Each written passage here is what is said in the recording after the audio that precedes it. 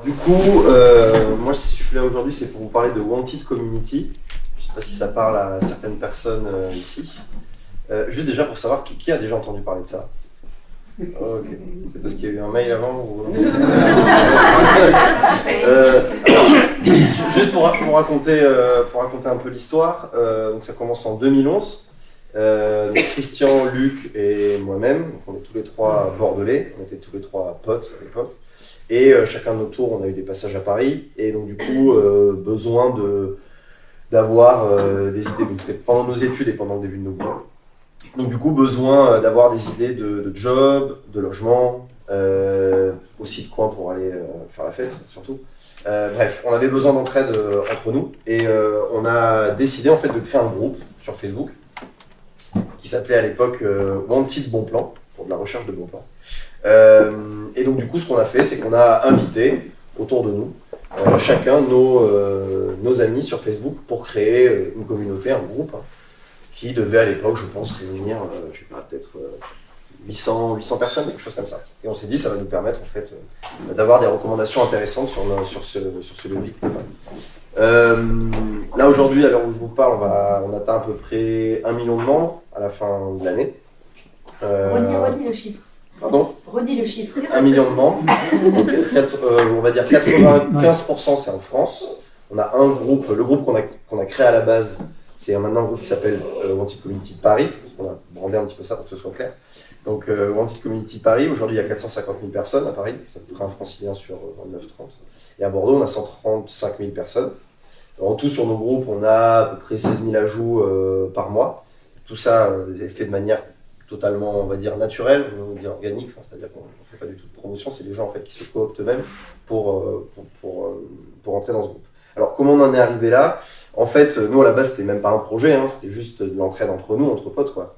Et puis on s'est rendu compte que de mois en mois, d'année en année, à partir de 2011 jusqu'à 2015, il y a eu beaucoup de personnes qui sont rentrées dans ces groupes, avec des usages complètement différents, aussi bien pour aller vendre sa cafetière, que pour dire « Ah, regarde, j'ai un bouton ici, je vais poster une photo dans le groupe pour savoir qu'est-ce que c'est. » Pour poser une question, pour dire « Je sais pas moi, quel est le meilleur restaurant italien à Bordeaux parce que je veux sortir avec ma copine ce soir. » Des demandes complètement diverses et variées. Donc ça sert aussi bien de Boncoin que ça sert toujours de Boncoin, de Google, de tout ce qu'on veut en fait.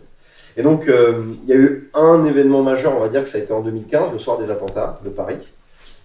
Où donc là on avait déjà créé le premier groupe bordelais, on avait le groupe parisien de base, on avait créé le groupe bordelais parce qu'on était de Bordeaux, on était revenu à Bordeaux et on voulait tester un groupe local parce que si beaucoup de personnes nous disaient il est bien votre groupe mais il n'y a que des Parisiens dedans, nous on a envie d'avoir ça à Beauvais, à Tulle, à Bordeaux, donc on a testé Bordeaux puisqu'on était là. Donc du coup en 2015 il y a vraiment un événement majeur, donc, les attentats de Paris et le groupe est vachement utilisé. Nous on apprend les attentats de Paris sur le groupe en fait. On ne les apprend pas par la presse, en fait, on les apprend sur le groupe parce qu'il y a beaucoup de personnes qui commencent à parler sur le groupe, beaucoup de personnes qui commencent à demander de l'aide, à proposer de l'aide. Et donc, du coup, pendant toute la soirée, on a eu, le groupe a été une espèce de caisse de résonance d'entraide pure pendant les événements. Donc, en suivant, dès qu'il y avait un titre de presse qui sortait un article pour dire que les réseaux sociaux avaient aidé pendant les attentats, on était dedans. Donc du coup là on a pris conscience de l'impact que pouvait avoir ce groupe. Quand on en parle en 2015, il y a quelques centaines de milliers de personnes qui sont dans les groupes. Et donc là du coup on se dit, il y a un truc à faire avec ça. Peut-être que en fait, la partie d'entraide elle est parfois épisodique, enfin d'entraide et de solidarité pure, elle est parfois épisodique. Ou alors ça concerne peut-être que 5-10% des personnes. Par contre quand ça se passe, il peut se passer des choses géniales. Donc petit à petit on commence à mettre nos boulots de côté. Christian, lui, il était avocat fiscaliste à la défense chez EY. Là, le grand écart, il a encore mal aux adducteurs. Et donc lui, il se dit à un moment, bon, en fait, pourquoi je me lève en fait. Et à côté de ça, il y a une opportunité. Donc du coup, je décide de la saisir. Donc lui, il fait une rupture conventionnelle. Il décide de se jeter dans le projet à fond. Moi, de mon côté, je suis en freelance, je fais de la com. Je décide petit à petit de ne plus prendre d'entrants pour prendre de clients pour m'occuper du projet. Et Luc, lui, qui tenait un café à Paris, rentre sur Bordeaux et décide aussi de se mettre dans le projet à fond. Donc là, se passe 1 ou 2 années là, où on essaie de trouver à peu près toutes les solutions pour pouvoir, on va dire, faire grandir le projet et puis en vivre. Donc là, on va d'échec sur échec. On a étudié à peu près tous les modèles économiques possibles. À un moment, on avait une monnaie, on avait une monnaie Wanted, sur laquelle, bon bref, c'est toujours d'actualité, mais bref. On a essayé plein de choses, parce qu'il fallait bien vivre de ça. On avait le sponsor officiel des startups en France qui nous finançait, à savoir Pôle emploi, mais vraiment ça suffisait pas. Et puis, on va dire que c'est pas pérenne, on va dire. Et donc du coup, il y a eu deux événements, là encore une fois, deux événements majeurs qui datent de cette année d'ailleurs, parce qu'à la fin de l'année 2017, en décembre, on était quand même au bord de l'implosion parce qu'on tenait à bout de bras cette communauté, à modérer, je ne sais pas parler de la modération, mais alors vous imaginez pour ceux qui sont dessus que c'était des très très grands moments. C'était que des bénévoles qui modéraient. Pardon ? C'était que des bénévoles qui modéraient. C'est toujours que des bénévoles qui modèrent. Voilà. Ouais, stagiaires très peu, hein, on va dire c'est vraiment un tout petit pourcentage. Non, c'était vraiment des bénévoles, c'est des gens qui ont dit en fait, nous on veut vous aider. Souvent c'était des personnes en fait qu'on modérait nous-mêmes, on disait attention, tu ne peux pas dire ça, tu peux pas être comme ça. Et justement quand ils voyaient en fait qu'il y avait une adhésion et qu'il y avait justement de la modération, ils disaient ah ok, autant pour moi, je pensais que c'était un espace un petit peu libre comme ça dans lequel on pouvait faire ce qu'on voulait et s'il y a un cadre, moi je veux bien vous aider en fait. Donc en fait la majeure partie des bénévoles, les 80 bénévoles qu'on a aujourd'hui dans toute la France, c'est des gens à la base qui ont essayé de passer à côté, qui se sont dit ah ben non en fait ok, s'il y a un cadre, on veut bien participer au fait qu'il soit respecté. Donc ça, et le fait aussi qu'on a banni très vite la publicité, parce qu'évidemment il y a plein de professionnels qui ont, petits comme grands, hein, qui ont voulu se servir au final de cette communauté pour pouvoir faire passer des messages publicitaires. Donc nous déjà, ça nous excitait absolument pas de devenir une régie pub, on s'en foutait. Et puis on était persuadés qu'on allait tuer l'entraide et la solidarité qui est en train de se créer. Donc du coup on a refusé la publicité. Donc là on s'est coupé le principal levier, on va dire, économique hein, pour nous. On ne regrette absolument pas. Donc du coup, fin 2017, là ça commence à être un peu compliqué parce qu'on ne voit pas trop l'issue en fait pour tout ça. On refuse pas mal de modèles, il y a des grosses boîtes qui nous contactent, faire des partenariats, ça ne nous intéresse absolument pas. On se dit autant que ce projet crève comme ça plutôt que de le pourrir, quoi. Et puis il y a eu deux événements donc, en 2018. En février, on se dit il faut qu'on ouvre un lieu. On se dit on a créé des espaces virtuels sur lesquels les gens s'entraident. Ouvrons un lieu physique sur lequel les gens peuvent s'entraider, qui est très difficile à définir, je vais en parler un peu, mais en tout cas en février on décide de se lancer dans l'ouverture d'un lieu. Et en même temps en février, Facebook en Europe, on était en contact déjà avec eux depuis un petit moment, mais Facebook en Europe en 2018, là cette année, ils l'avaient fait déjà en 2017 pour la zone Amérique, là ils décident de faire la même chose pour la zone Europe et ils disent voilà on va sourcer et identifier 100 communautés qui sont sur des groupes Facebook qui pour nous sont, alors ils utilisent le terme de meaningful, plutôt qui veut un peu tout et rien dire, mais en tout cas dans lequel les gens s'entraident et les gens font des choses ensemble. Un virage qu'a pris Facebook en 2018, alors un virage stratégique parce que de moins en moins de temps, les personnes passent moins de temps sur Facebook. Facebook est aujourd'hui un réseau social de personnes âgées, voilà. Donc du coup, ils commencent à se dire, du coup, il faut qu'on change notre braquet. Et d'un autre côté, besoin évidemment d'un surplus d'images et de washer un petit peu tout ça. Donc les trois Bordelais qui réussissent à ce que les gens s'entraident sur la toile, ça va être très bien pour nous. Et du coup, en plus c'est pendant ces moments-là qu'il commence à y avoir des histoires assez dingues sur le... Bon, je ne vais pas toutes les raconter, mais les principales, c'est des personnes, on va dire, sur le groupe qui se sont liées d'amitié avec des personnes dans la rue, des personnes dans le besoin, qui ont posté des photos sur le groupe en disant voilà, moi je connais cette personne, il faut l'aider, c'est quelqu'un de motivé, c'est quelqu'un qui est diplômé, c'est quelqu'un qui a déjà travaillé, c'est juste qu'il est dans la rue, personne ne le regarde. Donc là, du coup, on a eu des histoires en 24 heures, 48 heures, une semaine, des gens ont retrouvé un job, retrouvé un logement, trouver des garants pour trouver leur logement, et ça sans l'aide de personne d'autre en fait, juste des personnes de la communauté qui se sont dit en fait on le fait ensemble, si ces personnes n'y arrivent pas via les moyens classiques, on va le faire ensemble.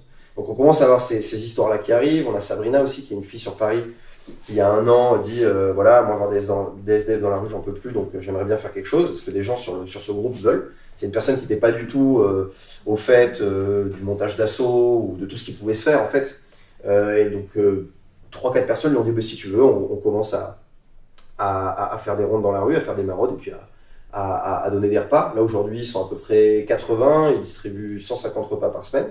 Ils le font demain soir, là, notamment Christian y est avec eux demain soir, on y était il y a 3 semaines. Et d'une manière en fait complètement spontanée, complètement on pourrait dire peut-être citoyenne, ils sont pas dans des assos. Nous on essaie de se battre avec quelques mairies à Paris et puis avec les grands voisins aussi que vous connaissez peut-être pour trouver un lieu d'accueil pour cet asso. Elle ne veut pas créer d'assaut, elle ne veut rien faire, et en même temps, nous, on s'en fiche un petit peu. Bref, donc du coup, à ce moment-là, Facebook nous identifie, donc là, on est en février de cette année. Nous, on essaie de monter un lieu. Facebook nous dit, en fait, on vous invite à Londres, on va faire une espèce de gros ramdam, on va rassembler les 100 communautés les plus influentes en Europe, et puis on va vous dire un petit peu ce qu'on veut faire. Bon, là, c'était un moment, bon, je vous passe ce moment-là parce qu'au final, c'est un moment un peu Disneyland où ils font le tour, vous êtes géniaux, vous êtes amazing, c'est super, c'est machin, ok. Sauf que là, à Londres, on est sélectionné dans les quatre communautés pour qu'on parlait à Chris Cox. Chris Cox, en gros, c'est le numéro 3 de Facebook, bon. Et donc, du coup, là, il nous inclut dans sa keynote qui est diffusée mondialement. Donc là, en fait, on comprend, on s'en fout un peu d'être dans sa keynote à ce mec, mais on comprend. Enfin, ça nous avance à rien, sauf qu'on comprend en fait que Facebook veut faire quelque chose avec cet outil, veut faire quelque chose avec les groupes en fait. En fait, c'est ça qui nous intéresse, c'est de comprendre la roadmap de Facebook, qui est un acteur monstrueux, qui est un acteur qui ne partage pas plein de valeurs, mais par contre, c'est un acteur qui a du fric. Et donc, du coup, on essaie de voir comment on pourrait... et puis, on est sur sa plateforme, et on dépend de lui, jusqu'à preuve du contraire. Donc, du coup, là, pendant ce moment-là, à Londres, Facebook dit on va mobiliser un fonds de 10 millions de dollars. Et on va on va faire un appel à candidature dans le monde pour des communautés.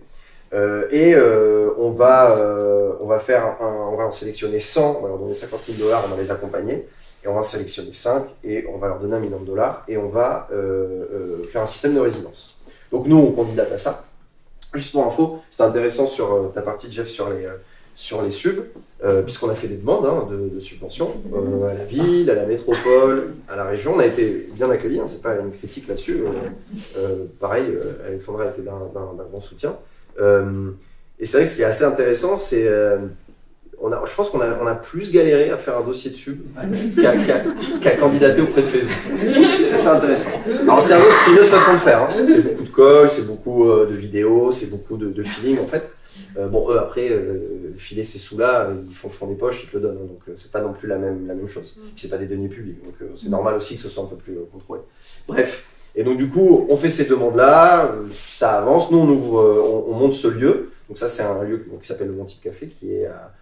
si vous n'êtes pas venu, je vous y invite chaleureusement. C'est un lieu qui est autour de la place du marché des Capucins. C'était l'ancienne famille Péral qui faisait des volailles depuis 30 ans. Alors moi, c'est intéressant, ça vient boucler une boucle aussi parce que mon grand-père paternel vendait des fruits et légumes place Mocaillou. Donc moi, je me retrouve là aujourd'hui à ouvrir un café. Je ne sais pas trop exactement ce que c'était, ce que ça allait être ce lieu, mais on s'est dit, il faut qu'on ouvre un lieu. Donc on ouvre ce lieu, on l'a co-monté un peu avec les Wantidiens, avec les membres du groupe de Facebook, puisque quand on a de nos poches, on a mis, avec une 4e personne, on a mis 12 500 € chacun sur la table. On a pu lever 150 000 € auprès de la banque. Et il nous manquait quand même 10 000 balles pour faire la démol. Donc du coup, on a fait un appel sur le groupe, on était avec les masses. On est tous à peu près taillés comme moi, donc c'est pas forcément facile. Et donc du coup, on a commencé à tout casser, et puis on a fait une vidéo, on l'a postée dans le groupe, on a dit, bon bah écoutez, voilà, nous on monte un lieu qui va être le lieu de la communauté, si vous voulez venir nous aider, c'est avec plaisir. Donc là, sur 2 jours, on a à peu près 60 personnes qui sont venues, personnes complètement différentes, des vieux, des jeunes, des noirs, des bleus, des jaunes, des gens en agence de com, des gens au chômage, un tatoueur, de tout, qui sont venus nous aider, parfois 1 heure, parfois 2 jours, parfois ils nous déposaient de la bouffe, on a eu notamment une famille qui tous les jours nous déposait des gâteaux devant en disant « Ah c'est bien, merci, merci ». On disait « Mais merci pourquoi ?» en fait, voilà. On comprenait aussi la résonance que pouvait avoir cette communauté pour certains Bordelais et Bordelaises en l'occurrence. Et ce qui est intéressant, c'est de voir qu'en fait, c'est pas nous qui faisions, c'est la communauté qui faisait. Donc en fait, quand ils se remercient eux-mêmes. Donc du coup, on monte ce lieu. On a bien galéré, mais on l'a monté, on a ouvert en septembre. Donc c'est un lieu, on va dire, si vous rentrez dedans, vous ne verrez pas forcément de différence avec un café-restaurant classique. Ce qui va changer, c'est qu'on essaye d'en faire un lieu qui n'est pas un café-restaurant, qui n'est pas un tiers-lieu, qui n'est pas un lieu d'action sociale, qui n'est pas, je le définis que par, c'est une figure de style, ça je crois, mais je ne me souviens plus, que parce que ça n'est pas. Et donc du coup, aujourd'hui, on a une certaine mixité sociale dans ce lieu. Nous, on vient y caler un petit peu des actions qui sont en phase avec nos valeurs. On verse 2% de notre chiffre d'affaires mensuel à des associations qui sont tournées vers l'entraide et la solidarité. On fait voter nos membres dans le groupe, on fait remonter les associations qui sont intéressantes. Et nous, du coup, on leur donne 2% de notre chiffre d'affaires. Pour vous dire, sur les 2 derniers mois, ça a représenté 480 € et 420 €. On ne s'arrête pas juste au financier, parce que ce n'est pas très intéressant, si c'est juste ça. Enfin, pour certaines assos, c'est beaucoup. Donc du coup on a donné au Maroc du Cœur, on a donné aussi à une association qui s'appelle Tracking Bike, c'est les Pères Noël que vous avez peut-être vu pendant samedi qui ont donné des jouets. Donc du coup on essaie de faire ça tous les mois. Ça c'est intéressant parce que déjà on commence déjà à avoir des commerçants nous dans Bordeaux qui nous disent putain, mais c'est pas con votre truc. Alors c'est marrant parce que c'est en termes de com, c'est génial. Je dis oui, alors bon, oui, c'est pas forcément pour ça qu'on le fait, mais ça peut être effectivement intéressant pour vous. Mais bon, si vous le voyez là comme de la com et que ça aide, bah, tant mieux, faites-le. Donc on commence à avoir déjà des contacts de restaurateurs qui sont intéressés pour faire ça. On a une carte de fidélité solidaire aussi, où le 10e repas chez nous, il n'est pas pour vous, mais il génère un bon qu'on va donner à des associations différentes, que ce soit Carillon, que ce soit les Marottes, qui vont ensuite le donner à des gens dans la rue, qui vont pouvoir ensuite venir manger chez nous. Parce qu'on fait aussi café suspendu, plat suspendu, ce qui est bien, mais le problème c'est qu'on s'est rendu compte aussi qu'il y a plein de gens qui n'osaient pas rentrer pour demander un café suspendu, un plat suspendu. On se met à leur place. Moi, si je vis dans la rue, c'est vrai que le fait d'arriver dans un lieu où potentiellement il y a plus de gens avec abri que sans abri, et que je dis, voilà, j'ai pas de quoi me payer un plat, est-ce que je peux prendre un plat suspendu? C'est difficile en termes de dignité. Donc avec le bon, ce qui est intéressant, c'est que les gens ils viennent s'asseoir soit à l'intérieur, soit en terrasse, ils commandent, comme n'importe quel client, ils mangent, et à la fin, ils arrivent en caisse, ils donnent le bon, et c'est juste à ce moment-là, où c'est souvent Luc ou Louis qui reçoit le bon, et c'est juste là qu'on comprend que c'est des personnes qui sont sans abri, qui peuvent se le payer. Mais après, ils ne sont pas du tout stigmatisés. Donc c'est pour ça qu'aujourd'hui, on se retrouve dans notre lieu avec de tout, des assos, des personnes qui se rencontrent. Nous, on veut en faire un lieu comme ça, un peu hybride, sur lequel différents acteurs peuvent se retrouver. Un exemple assez simple, et Jeff pourra en parler mieux que moi parce qu'il était concerné, on a eu ça commence à arriver aussi, un appel d'un avocat spécialisé en droit des étrangers qui appelle Christian une après-midi et il lui dit bon voilà, là on a un problème avec une Colombienne, je crois que c'était une histoire de visa, elle a pas de logement, qu'est-ce que vous pouvez faire? Donc là on a quand même un avocat en droit des étrangers à Bordeaux qui appelle Wanted Community parce qu'il se demande ce qu'il peut faire pour une personne comme ça. Donc déjà ça en dit long aussi sur nous, notre rôle, c'est absolument pas notre rôle de faire ça. On remplace personne, on remplace pas les professionnels de l'action sociale, c'est pas notre métier. Par contre, on se rend compte qu'il y a des gens qui se tournent vers d'autres acteurs et qui se tournent parfois juste vers leur père en fait pour faire ces choses-là. Et donc du coup là, au moment sur l'assaut, il y avait le Carillon, il y avait Jeff, et donc du coup il y a pu avoir une solution qui a été trouvée pour cette personne parce qu'il y a, on va dire, il y a une tonalité qui est donnée dans ce lieu par les valeurs, par ce qu'on fait, qui attire plein d'acteurs différents. Et donc du coup, on se retrouve avec une mixité assez intéressante. On a notamment fait quelques événements avec le Carillon et on se retrouvait parfois avec un public dans le café, 50% de personnes sans abri et 50% de personnes avec abri, c'est assez intéressant. Et juste en termes d'anecdote, parce que je trouve assez intéressant, c'est que le premier événement qu'on a fait avec le Carillon, il y avait peut-être la moitié de personnes qui étaient sans abri. On avait fait un buffet participatif, chacun amenait quelque chose pour manger. Et comparé à tous les moments où il y a des buffets, je ne parle pas forcément de maintenant, mais peut-être les buffets qu'on fait peut-être dans des événements privés ou publics, le buffet, il était plein, enfin, il y avait de la bouffe jusqu'à minuit, je pense. Voilà. C'est un buffet, je pense qu'on aurait ouvert dans n'importe quel lieu, en 30 minutes, tout qui était parti, ça jouait des coudes. Et là, on avait 50% de personnes qui, au final, avaient plutôt faim. Et on leur a donné, parfois on leur montrait, on disait, vous pouvez le... Non, c'est bon, j'ai mangé. Une personne qui disait, non, c'est bon, j'ai mangé. Non, c'est bon, j'ai mangé à ma faim, il n'y a pas de problème. Donc c'est intéressant aussi de voir ça et de voir des personnes, justement, qui se retrouvaient dans ces événements et qui se retrouvaient avec des personnes avec qui jamais ils se seraient retrouvés normalement.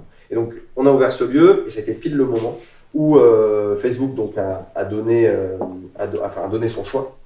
Donc, du coup, on a été sélectionné dans les 5 communautés dans le monde pour être accompagnés par Facebook. On a choisi une communauté en Europe, une communauté en Inde, une en Afrique, une en Amérique du Sud, en Amérique du Nord. Nous, on a été choisi pour l'Europe. Donc qu'est-ce que ça veut dire? Donc il y a les fonds évidemment, il y a cette somme d'1 million de dollars qui est conséquente. Et autant vous dire que là les dossiers de SUV à la ville et à la région, tout ça on nous a dit terminé, ce qui est assez compréhensible au final.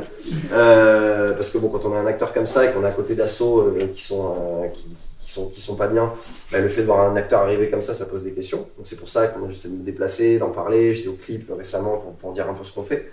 Nous on remplace personne, on a juste cette communauté qui pousse, qui est aujourd'hui, le groupe de Paris est le groupe local sur Facebook le plus grand, avec le plus grand nombre de membres dans le monde. Bordeaux est aussi un groupe qui est très très fort, qui retient clairement l'attention de Facebook. Donc on a tout ça en fait qui monte et on se dit comment on gère ça. Et donc du coup, là sur la suite, nous, ce qu'on veut faire, c'est continuer à pouvoir mailler et fédérer avec des acteurs qui font déjà. Nous, on ne fait pas, en fait, c'est nos membres qui font. On se met très peu en avant sur nos groupes, c'est pas ça qui nous intéresse. Ce qui nous intéresse, c'est des gens qui font déjà, des associations qui font déjà. Il y a, comme tu disais déjà tout à l'heure, il y a un maillage qui est super intéressant à Bordeaux. Nous, c'est ça qu'on essaie de mettre en valeur. On veut ouvrir un lieu un peu sur le modèle du café à Paris en 2019.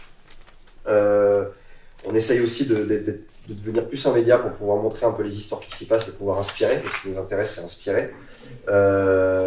Et je terminerai par ça, on a aussi la volonté de construire un lieu un peu plus ambitieux, on va dire un peu plus grand, avec différents usages, plus de mixité. On réfléchit aujourd'hui à un lieu qui se situe plutôt vers, on va dire, les bassins à flot, qui fait plus d'1 hectare. Je vous laisse un peu voir, qui est une friche. Donc on réfléchit aujourd'hui à investir un lieu. Il y a pas mal de lieux qui nous ont inspirés, notamment un lieu comme les Grands Voisins à Paris, avec un lieu avec une grande mixité, qui fait de l'accueil en urgence, et en même temps qui peut être un lieu de vie pour n'importe qui. Nous, ça nous intéresse beaucoup. On aimerait, l'idéal pour nous, ça serait de créer un lieu dans lequel on héberge des personnes dans le besoin, donc soit de la grande urgence, soit des personnes en réinsertion, de pouvoir les loger dans le lieu, de pouvoir les faire travailler dans le lieu, pour qu'elles puissent sortir de ce lieu, réinsérer avec un job, avec une vie sociale. Donc du coup, dans ce lieu, on pourrait mêler et du culturel, et de l'activité économique, et de l'activité sportive. Voilà, ce genre de lieu nous intéresse, c'est un lieu hybride, c'est un lieu, on a très peu de chance d'y arriver vu le coût que ça peut avoir. Mais là, pour le coup, nous aujourd'hui, maintenant, c'est un projet de vie.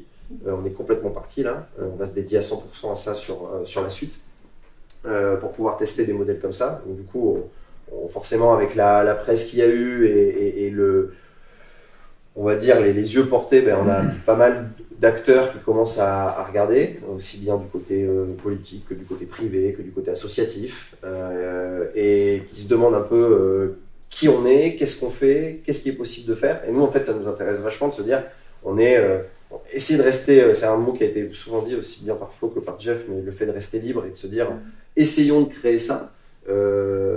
Et donc sur la suite, on espère sur ce lieu qui avance un peu, on espère pouvoir, à l'horizon de 2 ans, pouvoir construire ça. Donc on va aller à la chasse au financement. On aimerait bien faire plutôt cracher le privé sur ce côté-là. Donc on essaie de voir comment c'est possible. Et de voir si un lieu comme ça, c'est juste une utopie ou si c'est quelque chose qu'on pourrait réellement faire. Voilà. Je vais m'arrêter là si peut-être vous voulez discuter sur ça.